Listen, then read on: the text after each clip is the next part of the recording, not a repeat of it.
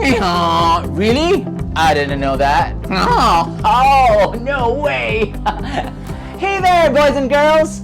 Welcome to Gateway Kids Club Storytelling. My name is Dwayne, and I was just having a little chit-chat with my pet pinata donkey over here. Say hello, donkey. He says good morning. Hey, did you know as a kid, I used to imagine that all my toys could actually talk. Did you ever do that too? What about those of you who have pets? Did you ever wonder what your dog or cat or hamster might be thinking every time they go "urf, urf," or meow or... Well, today's story is all about a talking animal, a talking cat. Today's story is called Puss in Boots. Once upon a time, there lived an old miller. He had 3 sons. However, one day, sadly, the miller passed away, leaving behind his possessions for his 3 sons. To the eldest son, he left behind his whole mill. To the second son, he left behind his donkey. And to the third son, his youngest son, he left behind his cat. Yeah, his cat. Well, the youngest son was really upset. A cat? My father left behind a cat for me. What can this cat do for me? I mean, my eldest brother gets the mill. He can run the mill and earn a living. My second brother gets the donkey. He can put load on the donkey and make the donkey work for him. But what can the cat do for me? This is so unfair. It's cute and all, but... Oh, Daddy, what were you thinking? But little did he know that his father had kept this cat especially for the youngest son. This cat was his father's prized possession. One day, while the miller's youngest son was looking after the cat in the field, the cat did something most amazing and unexpected. It talked. Meow. Hello, master. It is I, your cat, at your service. I shall be your loyal and faithful servant, companion, and friend. Did you just talk to me? You're a cat, but did you just talk?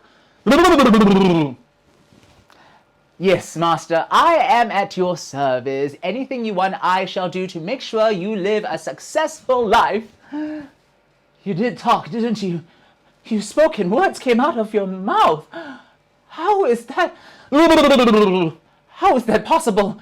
I am talking to a cat. Yes, you are indeed, master. You are indeed a special cat. Wow. Thank you, Father, for leaving behind this special cat. And master, I promise you that I will do whatever it is within my means to make sure that you can live a successful life. And that's what the cat wanted to do. He knew that his first master really loved his youngest son, and so he was going to do everything within his means to make sure the youngest son would succeed. Now, what could he do? He was thinking, what can he do? Suddenly, he had an idea. Master, I will need 2 things from you. Number 1, I will need a gunny sack. And number 2, I will need a pair of boots. Boys and girls, do you know what a gunny sack is? Well, a gunny sack is a bag, something like this. Bum, bum. I mean, this is my pillowcase, but it looks something like this. Well, it's made of a material called sackcloth, which is very sturdy and very tough, and it can take heavy weights like potatoes and rice and flour and even sand. So the cat asked for a gunny sack. He also asked for a pair of boots. Ooh, I have a pair of boots here. Boots are also a type of shoes that have a high ankle. Now, I'm going to put it on. Do you own a pair of boots, kids? Well, these boots are really fun, especially when you go out in the rain, because they keep your feet dry from all the muddy puddles. Splish, splash, splish, splash. And so now the cat had his new pair of boots. I shall be called the Cat in Boots. No, that doesn't sound nice. I shall be called the Feline in Boots. No, that doesn't sound nice at all. And so his master gave him a name. I shall call you Puss in Boots. Puss in Boots. Puss in Boots. That sounds brilliant. I am at your service, master, for I am Puss in Boots. Now, he was ready to go on an adventure. So with his gunny sack, he went to look for some fresh vegetables. Okay, vegetables. Okay, no, this is... No. Ooh, what about this giant broccoli? Boys and girls, how many of you love to eat broccoli? Broccoli is really good for you, keeps you strong and healthy. Eat your greens. So he put the broccoli into the gunny sack. And Puss headed towards the forest. Okay, let's go into the forest. Now, the forest was very dense, a lot of trees and branches, so he had to be careful. It was almost like going through an obstacle course. Okay, so over the fallen tree, underneath the low-lying branches, and holding onto a vine, we swing across the stream. Now, Puss came to an opening in the forest. He opened the bag and left it on the ground, and he hid behind the tree. Shh. Soon enough, a little bunny was hopping by. Ooh, fresh veggies. I can't wait to devour everything. And as soon as the bunny went into the sack to eat the vegetables, Puss leaped over it and grabbed the back. He had caught the bunny. Now he was going to present it to the king as a surprise. But first, he had to get out of the forest. Let's go. Swing across the stream, underneath the low-lying branches, and over the fallen tree. Woo! To the palace! Now, Puss came to the palace, but there were palace guards guarding the door. Greetings to you, fellow guards. I am the loyal servant of the Prince of Carabas. That's where my master will be from, okay? Help me with that. The Prince of Carabas. But the guards could not speak. Yeah. You're a cat, but you're talking to us. We are talking to a talking cat.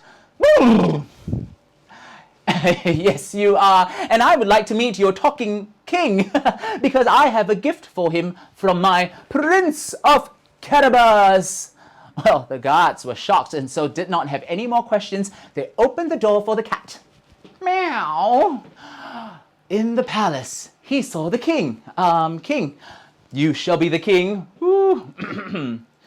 You look very green today, king. Greetings, your majesty. I am the loyal subject and servant of the Prince of Carabas, and my prince has brought you a gift, the gift of a rare species, a brown bunny, and he wishes you well and the best of health. Now the king was very puzzled. He had never heard of this Prince of Carabas, but still he was very thankful for the prince's generosity and thoughtfulness.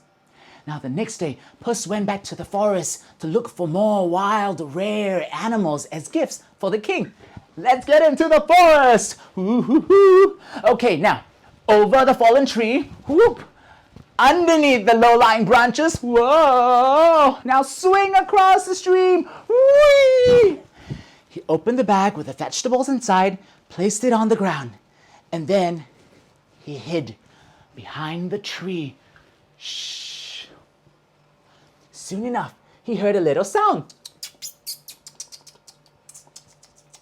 Ooh, yummy! Let's see what is inside that sack. And just then, Puss pounced over it and grabbed the little squirrel that was in the bag. To the palace! But first, out of the forest. So, swing across the stream, underneath the low-lying branches and over the fallen tree. Whoop! Your Majesty, it is I again, the loyal subject of Prince of Carabas. And he has brought a gift this time, and this time it is a gift of the squirrel, a most rare gray squirrel of the forest. The king was very delighted, but still he had not heard of this Prince of Carabas, but he was thankful for the prince's generosity and thoughtfulness. The third day, Puss did the very same thing. He went into the forest to look for yet another rare species of an animal. to the forest. Woo-hoo! Over the fallen tree, underneath the branches, swinging across the stream. This time, he waited. Doo, doo, doo, doo. Shh. Ribbit, ribbit, ribbit, ribbit. Ooh, wow, what's in that sack? Ribbit. As soon as the frog jumped into the sack, Puss jumped over it and grabbed the bag. Out of the forest to see the king. Swing across the stream, underneath the low-lying branches, and over the fallen tree. Your Majesty, it is I again, the loyal subject of the Prince of Carabas. And today he has a surprise for you. It is a beautiful, rare, green frog ribbit. Now, every day, every week, for months, Puss kept visiting the king with lots and lots of gifts. There were crabs and teddy bears and whales and dinosaurs. Well, all sorts of rare animals and different species. Now, the king was very, very delighted, but he was curious. He wanted to find out who this Prince of Carabas was. Okay. I am so delighted with all these gifts. Now, who could this Prince of Carabas be? He has delighted me with so many gifts of wild and rare and unique animals. He must be a very, very generous man and a very rich man as well. If he has such a loyal and faithful subject and servant, I'm sure his master must be a very good and honorable man. Maybe he would be perfect as a match to marry my princess. I can't wait to meet this Prince of Carabas. Now, that is exactly what Puss wanted. He was thinking of ways where the king could meet his master. Let's see. How can the king meet my master? I know. Every day, the king goes out on his journey at about 11 a.m. to visit his royal subjects. Then about past noon, he would head back to his palace. On the way to his palace, there is a river nearby. I know what I shall do. Ding! And so the very next day, Puss brought his master to the river that was on the way to the palace. Master, please come with me. Now, master, I need you to take off your clothes and jump into the river. What? You want me to jump into the river? Whatever for? I can't even swim. All the better, master, for my plan to work. Trust me. Now take off your jacket, take off your clothes, and go into the river. Splash! With that, Puss gave a gentle, encouraging nudge to his master into the river. But he took the master's clothes and hid them where nobody could see them. Woo! Just then, just in time, as he had carefully planned, the king's carriage was passing by on the way to the palace. Puss ran towards the carriage to stop the carriage. Stop the carriage, please, please stop the carriage. Your Majesty, tragedy has struck. This morning, my master and I were taking a walk, but a group of bandits and thieves came and robbed my master. They stripped him of his royal clothes and jewelry, and they threw him in the river. And now he's hanging on to that branch and almost drowning. Please help my master. The king wasted no time. He got his men to jump into the river to save and rescue the Prince of Carabas.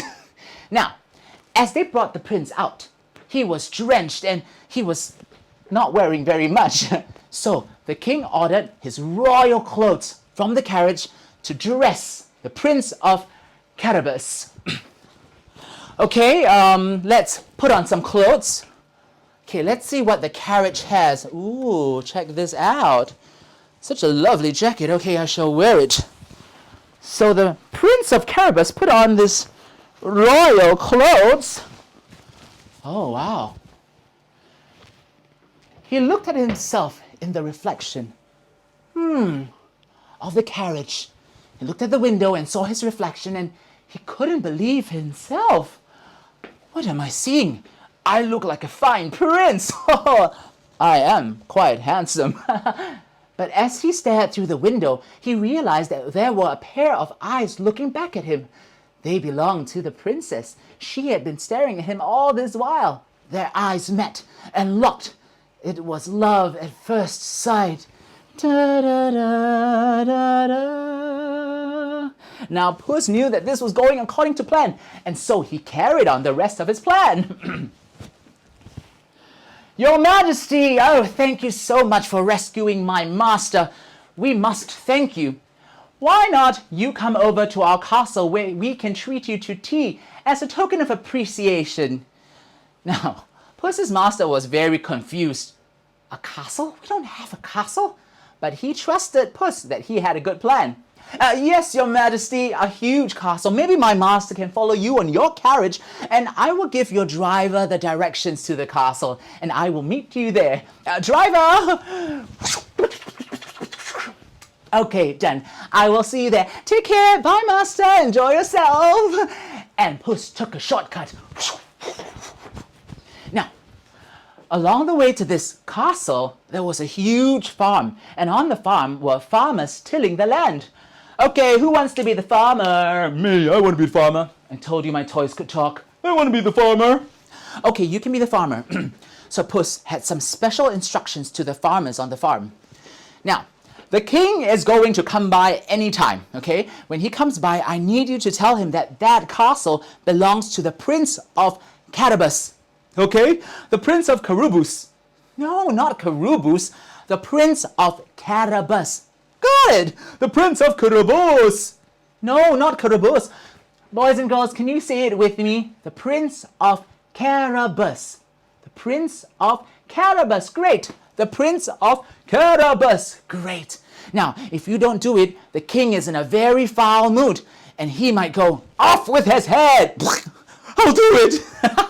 And so the plan was going according to Puss's plan. So Puss started heading towards the castle. Whew, it's a really hot day today. In front of him stood the castle. There was a huge door.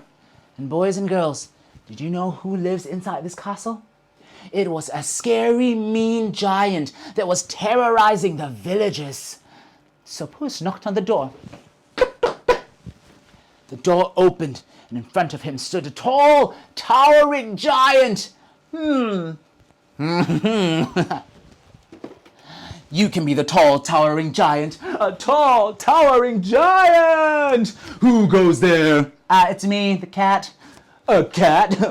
You're so tiny. With 1 foot, I can trample and squash you. Okay, but please don't, because then there won't be any more story. Okay. So you don't scare me. I don't scare you. Why, I am the most famous shape-shifting giant that ever lived. Shape-shifting? Boys and girls, do you know what a shapeshifter is? Well, this giant had magic powers, and he could change into anything he wanted. If you had a special power and you could change into anything you wanted, what would it be? Maybe you want to become a bird, and then you can fly high in the sky and have a bird's eye view of everything. Or you could be a fish diving deep into the sea and swimming with the rest of the whales and the dolphins. Well, this giant had the power to do just that. Well, I can change into anything I want. Well, prove it. I don't believe you. Now the giant didn't like to be challenged, and so he had to prove to this little kitty what he could do. Observe, for I shall transform into the wildest beast. Vroom. And with that, the giant transformed into the scariest, fiercest, largest lion. Roar. Roar. Now, Puss was really scared. Whoa! He was genuinely scared because this lion was huge. But still, he maintained a front. Okay, that's quite impressive. But, well, what's the big deal? You're so big and the lion is so big. I bet you can shrink into the size of a mouse. Oh, you can't do that. You're too big. Now, the giant did not like to be challenged, and so he wanted to prove to Puss that he could shrink and transform into a mouse. Ding, ding, ding, ding, ding, ding, ding, ding.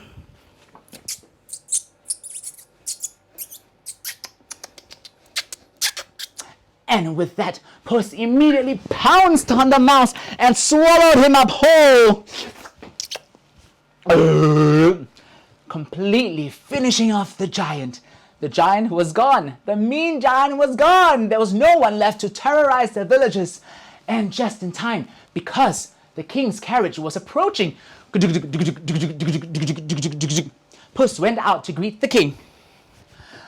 Your Majesty, my master, Prince of Caribus, oh, welcome to the castle of Caribus.